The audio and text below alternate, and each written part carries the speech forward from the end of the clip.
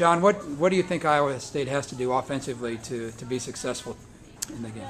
Northern Illinois has a lot of starters returning. They list all 11 starters returning defensively, but there's some newcomers that sound like they're going to crack the starting lineup. But they're a real experienced defense, a very aggressive defense. I think Iowa State, the biggest thing for this season opener is just finish drives. You know, they put themselves in positions a lot of time last year to put points on the board, but didn't always complete the drive. And it was kind of the polar opposite with their defense. But I think when they get down there in the red zone to be able to finish those drives, at least get field goals, is really a key offensively, because I think they'll move the ball pretty well.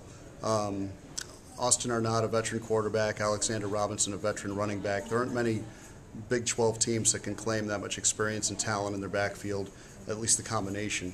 And then you start looking at the offensive line, which Paul Rhodes feels is as good or better than last year's offensive line was. That's saying a lot, because I thought that was a pretty good offensive line a year ago.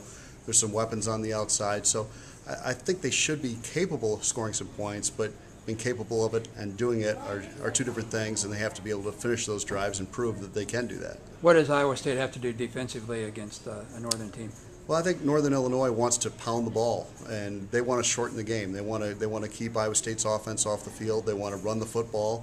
Got a great running back and span, and they want to take advantage of that. And so I think they'll be not one-dimensional, but they're going to probably, I would guess, run it 60% of the time, at least, maybe 70% of the time. And so Iowa State defensively has to find a way to get enough guys in the box to challenge that running game, to put them in some passing situations, make them into a team that has to throw the football. I think if they can do that, they could force some turnovers, because I think Iowa State's secondary is its strength.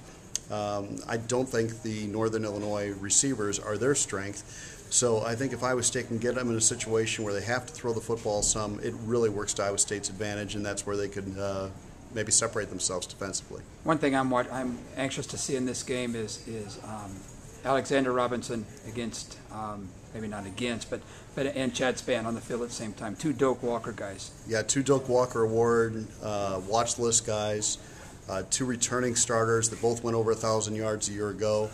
A-Rob maybe a little bit shiftier. I think Spann's closer to 200 pounds and maybe a little bit more physical running back. Had 19 rushing touchdowns last year, which is a lot of rushing touchdowns. And so obviously he was a huge part of their attack. And you know, A-Rob, between he and Austin Arnott, Iowa State really had a very solid ground game a year ago. I think if you start looking at why did Iowa State have success in the 2009 season, is because they were able to get back to running the football. They had a 1,000-yard rusher in A-Rob. They had an offense that averaged 180 rushing yards a game, third in the Big 12 Conference. And I think to win at Iowa State, that's really got to be a big key. And so both teams want to establish the run.